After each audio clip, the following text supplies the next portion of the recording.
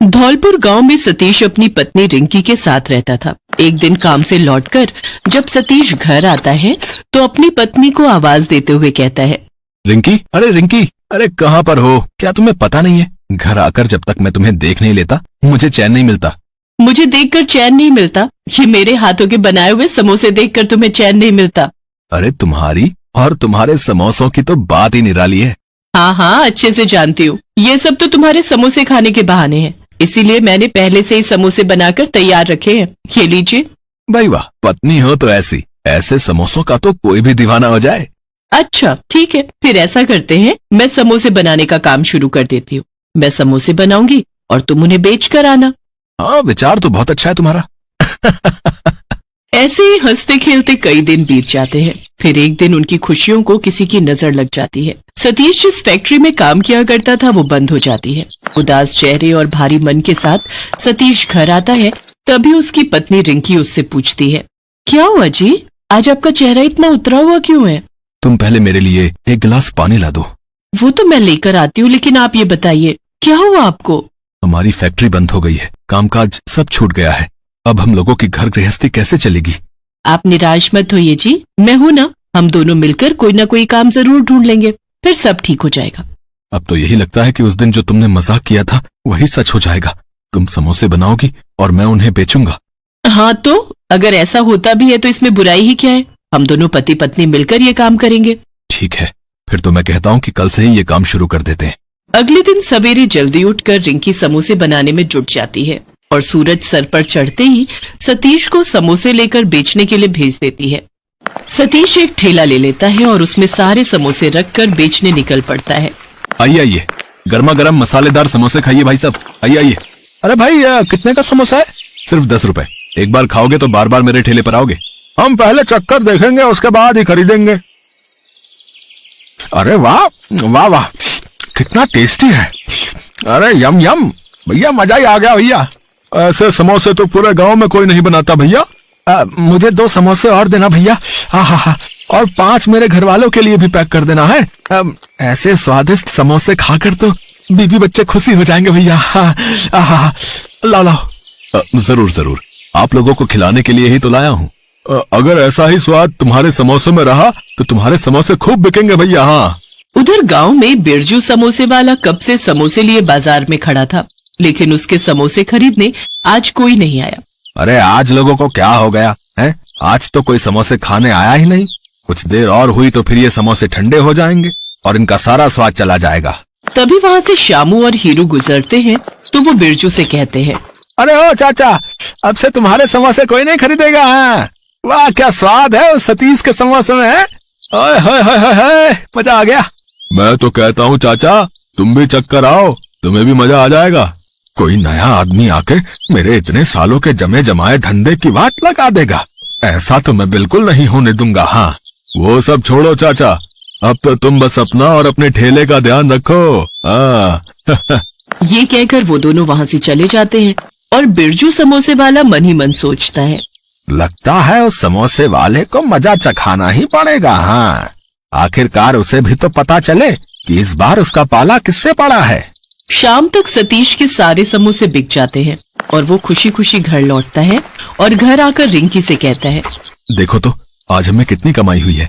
लगता है जी अपना धंधा जम गया है। हाँ हाँ बिल्कुल, लेकिन अब तुम्हें कल से और ज्यादा समोसे बनाने होंगे। आज भी सारे समोसे बिक गए। जरूर, अब तो मैं और भी मन लगाकर अच्छे और स्वादिष्ट समोसे बनाऊंगी। अगले दिन सतीश ढेर सारे समोसे लेकर निकल पड़ता है उन्हें बेचने के लिए और ठीक उसी जगह ठेला लगा लेता है जहां उसने पहले दिन लगाया था। आइए आइए, गर्मा गर्म समोसे खाइए। आइए आइए भाई साहब। सतीश समोसे बेच ही रहा होता है कि तभी बिरजू भी अपना ठेला लाकर उसके सामने लगा देता है। आज तो चटनी में नशीली दवाई मिलाकर लाया हूँ। अब से तो जो भी मेरे समोसे खाएगा वो कहीं और नहीं जाएगा। बिरजू जोर जोर से चिल्लाते हुए आवाज लगाता है, हाँ भैया, आओ भैया, जल्दी आओ भैया, गर्मा गर्म लाजवाब समोसे भैया, और इसके साथ स्पेशल चटनी बिल्कुल मुफ्त है भैया। जो नहीं खाएगा वो पछताएगा भैया। भैया भैया, अरे वाह, क्या बात है। आज तो चाचा समोसे के साथ स्पेशल चटनी भी फ्री दे रहे हैं भैया। हैं, और समोसे का दाम भी सिर्फ 7 रुपया। आज तो हम उन्हीं के समोसे खाएंगे भैया, चलो चलो। हाँ हाँ चलो चलो। ये कहकर सभी बिरजू समोसे वाले के पास जाकर समोसे खाने लगते हैं और बेचारा सतीश बिना समोसे बेचे ही घर वापस लौट आता है। अरे ये क्या जी, आज तो आप सारे समोसे घर ले आए। मुझे तो अब लगता है कि हम लोगों को अपना ये व्यापार बंद करना होगा। अरे पर सब कुछ तो बढ़िया चल रहा था, अब ऐसा क्या हो गया? जरा ही मुनाफा हुआ था, लेकिन अब दूसरे समोसे वाले ने वहां आकर सारा धंधा ही चौपट कर दिया। तो आपने इतनी जल्दी हार मान ली? हार जीत का सवाल नहीं है रिंकी, लेकिन न जाने क्या बात है उसके समोसे में जो एक आदमी 12-15 समोसे खाए जा रहा है। क्या एक आदमी 12-15 समोसे? हाँ, ऐसा लगता है कोई नशा मिला हुआ हो उन समोसों में, जो सभी इतने इतने समोसे खाए जा रहे थे। आप चिंता मत कीजिए, अगर हम ऐसी ही सच्चाई के रास्ते पर चलते रहेंगे तो ऊपर वाला हमारा साथ जरूर देगा। दूसरी ओर बिरजू हलवाई अपने समोसे की बिक्री से बहुत ही खुश था। नशीली चटनी के साथ समोसे खिलाकर अब तो मैंने सारे गांव वालों को अपनी तरफ कर लिया है। अब तो सबको नशीले समोसे की आदत पड़ गई है। अब तो अगर मैं इसकी कीमत भी बढ़ा दूं तो कोई भी सतीश के समोसे खाने नहीं जाएगा। हाँ। अरे चाचा, समोसे का भाव क्यों बढ़ा दिया? अब अच्छी चीज है तो महंगी तो होगी ही ना। हाँ, ये तो सही कहा, अच्छी चीजें तो महंगी ही होंगी। हाँ, बिल्कुल सही कहा। कुछ देर बाद वहाँ एक बूढ़ी भिखारन औरत आती है। बेटा, मुझे भी समोसा दे दो, लेकिन मेरे पास पैसे नहीं है। क्या कहा? पैसे नहीं है? तो यहाँ क्या मुफ्त का खाने आई है? चल भाग यहाँ से। फिर वह सतीश समोसे वाले के पास जाती है। अब क्या हुआ माँ जी, क्या आपको भूख लगी है? हाँ बेटा, पर मेरे पास पैसे नहीं है। पैसे कौन मांग रहा है माँ जी? मेरे लिए तो मेरा ग्राहक भगवान का रूप होता है। जीते रहो बेटा। सतीश 2 समोसे उस बूढ़ी औरत को दे देता है। तभी वहाँ पुलिस की गाड़ी आ जाती है। रे भाई चलो, पकड़ो इसे, इस बिरजू को। हाँ भाई पकड़ो इसे, धरो इसे। लेकिन क्या क्या क्या हुआ साहब, क्या हुआ? रे लोगों को नशीली चटनी के साथ समोसे बेचता है और पूछ रहा है कि क्या हुआ है? तुम्हारा सप्लायर पकड़ा गया है और उसने हमें सब बता दिया है कि कैसे तुम समोसों की चटनी में नशीली दवा मिलाकर लोगों को बेचते हो। रे जल्दी से गिरफ्तार करो इसे। अच्छा तो ये बात है, तभी इसके समोसे खाने के बाद मेरा सर घूमता था। हाँ, इसके समोसे खाकर तो मेरी तबीयत भी कुछ ठीक नहीं रहती थी। इससे अच्छा तो वो दूसरे समोसे वाला है। चलो चलकर उसी के समोसे खाते हैं। और इस तरह सच्चाई और ईमानदारी से समोसे बेचकर सतीश खुद के व्यापार को बढ़ा लेता है और खूब पैसा कमाता है। चंदन नाम है उसका, लेकिन अब कोई उसे इस नाम से नहीं पुकारता। लोगों के लिए वो एक लंगड़ा भिखारी है, जिसका चेहरा जले हुए होने के कारण बहुत ही भयानक दिखता है और जो मॉल के बाहर भीख मांगता है। 1-2 रुपए दे दो साहब, भगवान के नाम पर दे दो। हटो हटो, दूर हटो। चंदन के कटोरे में कोई कुछ पैसे डालता तो कोई उसे देखकर नाक भौं सिकोड़ कर आगे निकल जाता, तो कोई उसे दुत्कार देता। कहते हैं जीवन बहुत बड़ा जादूगर है, अगले पल में ये कौन सा जादू दिखाकर आपको चकित कर देगा, ये किसी को नहीं पता। चंदन के जीवन में भी ऐसा ही कुछ घटा था। आज से 1.5 साल पहले वो बिल्कुल भला चंगा था। वो एक छोटा सा खाने पीने का ढाबा चलाया करता था, लेकिन एक दिन उसकी दुकान में शॉर्ट सर्किट के कारण आग लग गई। वो बेचारा उस समय दुकान के अंदर ही था। बचाओ बचाओ, दुकान में आग लग गई है, मैं अंदर फंस गया हूँ। आग तो बुझी, लेकिन सब कुछ खाक करके चंदन का सारा सामान जलकर राख हो चुका था। उसका चेहरा और एक पैर बुरी तरह जल गया था। लोगों ने उसे अस्पताल पहुंचाया। उसकी जान तो बच गई, लेकिन उसका एक पैर खो गया। उसके चेहरे पर जलने के कई निशान बन गए। उसके दोस्तों और रिश्तेदारों सबने उसका साथ छोड़ दिया। सिर्फ उसकी बूढ़ी माँ ही उसके साथ इस विपत्ति की घड़ी में थी। कई महीने इलाज में लग गए, सारी जमा पूंजी खत्म हो गई।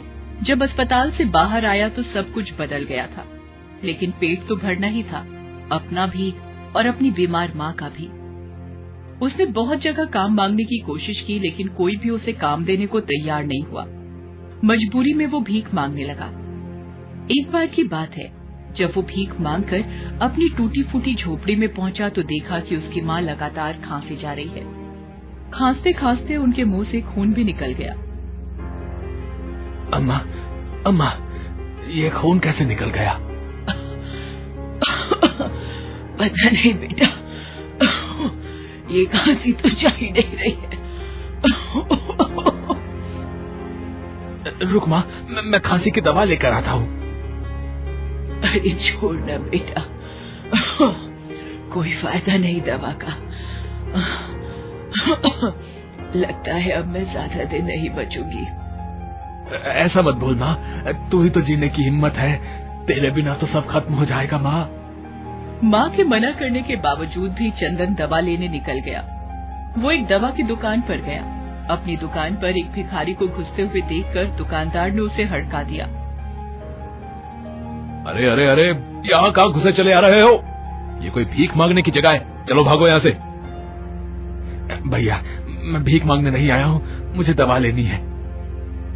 भैया, मेरी माँ को बहुत खांसी हो रही है, आज तो खांसते खांसते खून भी निकल आ रहा है। अरे तब तो उन्हें अस्पताल ले जाओ, ये तो कोई गंभीर बीमारी है। भैया, कल मैं उन्हें पास के सरकारी अस्पताल ले जाऊंगा, अभी कोई भी खांसी की दवा दे दीजिए ना। कौन सी दवा दे दूं जिससे मेरी माँ की खांसी ठीक हो जाए? भैया, दुकानदार ने चंदन की जिद पर एक दवा बोतल निकाल कर दे दी। ये लो, 50 रुपए दो। 50 रुपए? चंदन ने जेब में हाथ डाला और पैसों को एक एक करके गिनने लगा, लेकिन वो 15 रुपए ही थे। भैया, मेरे पास तो 15 रुपए ही है, अभी मुझे ये दवा दे दो ना, बाकी के पैसे मैं कल दे दूंगा। क्यों, कल तेरी लॉटरी लग जाएगी क्या बे भिखारी? चल चल, बहुत देखे तेरे जैसे। मैं यहाँ धंधा करने बैठा हूँ, मुफ्त में दवा बांटने के लिए नहीं बैठा। पहले पैसा लाओ फिर दवा ले जाओ। चल भाग यहाँ से, न जाने कहाँ से चले आते हैं दिमाग खराब करने। चंदन निराश होकर दुकान से निकल गया। वो पूरे रास्ते यही सोचता रहा कि इंसान के पास पैसा नहीं है तो उसकी इज्जत कोई नहीं करता। बिना पैसों के ये दुनिया नहीं चलती। एक न एक दिन लोग मंदिर से भगवान की मूर्ति भी निकाल देंगे और पैसों की पूजा करनी शुरू कर देंगे। वो अपने घर पहुंचा। उसकी माँ सो गई थी, लेकिन वो बेचारी नींद में भी खांस रही थी। उसे देखकर चंदन मन ही मन सोचने लगा, हे ईश्वर, मेरी मदद करिए, मुझसे मेरी माँ की हालत नहीं देखी जाती। मेरी मदद करिए ईश्वर, मेरी मदद करिए। अगले दिन चंदन अपनी माँ को पास के सरकारी अस्पताल लेकर गया। डॉक्टरों ने उसकी माँ की जांच की। जांच के बाद उन्होंने जो बताया उससे चंदन के पैरों के नीचे की जमीन खिसक गई। तुम्हारी माँ को फेफड़ों की गंभीर बीमारी हो गई है। अगर 1 महीने के अंदर उनका ऑपरेशन नहीं हुआ तो कुछ भी हो सकता है, और उस ऑपरेशन में लगभग 2 लाख रुपए खर्च होंगे। 2 लाख? हाँ, और वो ऑपरेशन किसी प्राइवेट अस्पताल में ही होगा। चंदन वापस लौट आया, लेकिन डॉक्टर की बात सुनकर उसके मन में बुरे बुरे ख्याल आने लगे। किसी अनहोनी की आशंका और इतने पैसों का इंतजाम कैसे होगा, ये सोच सोचकर उसका मन डूबा जा रहा था। उसे पता था कि भीख मांगकर तो 2 लाख रुपए नहीं जुटाए जा सकते, वो भी 1 महीने के अंदर। ऊपर से आज किसी मेहरबान की भी नजर उस पर नहीं गई थी, तभी तो उसकी कटोरी खाली थी। तभी उसकी नजर सामने से आ रही एक बहुत ही सुंदर सी लड़की, जिसका नाम शिवांगिनी था, उस पर गई। उसे देखते ही चंदन ने अपना हाथ फैला दिया। भगवान के नाम पर कुछ दे दीजिए मैम साहब, इस गरीब की दुआ लगेगी। तभी उस लड़की ने 500 का नोट निकालकर उसके कटोरे में डाल दिया। अपने कटोरे में पहली बार इतने बड़े नोट को देखकर उसकी आंखें भर आई और उसके मुंह से निकला, भगवान आपकी सारी मुरादें पूरी करे। शिवांगिनी ने उसे मुस्कुरा कर देखा। तभी एक लंबी सी कार उसके पास आकर रुकी। शिवांगिनी उसमें बैठकर निकल गई। उसके जाने के बाद चंदन फिर से 500 के उस नोट को उठाकर देख रहा था कि तभी उसकी नजर अपने कटोरे में पड़ी एक अंगूठी पर गई। अरे, ये अंगूठी कहां से आ गई? दिखने में तो काफी महंगी लग रही है, डायमंड की है शायद, लेकिन ये कहां से आई? हे भगवान, कहीं ये अंगूठी उस मेम साहब की तो नहीं है जिसने अभी अभी 500 रुपए मुझे दिए? क्या करूं? कहीं ईश्वर ने ये अंगूठी मेरी मदद के लिए तो नहीं भेजती? इसे बेचकर क्या पता मां के इलाज का खर्चा निकल आए। हाँ, मैं इसे बेच देता हूं, यही ठीक रहेगा। ये सोचकर चंदन एक सुनार के पास उस अंगूठी को लेकर गया। सुनार ने बताया कि ये तो बहुत महंगी अंगूठी है, लगभग 2.5 लाख रुपए देने के लिए भी वो तैयार हो गया। अरे इतने रुपयों में तो माँ का इलाज हो जाएगा। वो ये सोच ही रहा था कि तभी उसकी अंतरात्मा ने उसे ऐसा करने से रोका। ये तो चोरी हुई ना चंदन। माना कि माँ बहुत बीमार है, लेकिन इस तरह किसी की अंगूठी बेचकर माँ का इलाज कराना क्या ठीक होगा? नहीं नहीं, ये अंगूठी मेरी नहीं है। मुझे उस मेम साहब को खोजकर ये अंगूठी देनी ही होगी। चंदन वहां से निकल आया और उस मेम साहब की तलाश शुरू कर दी।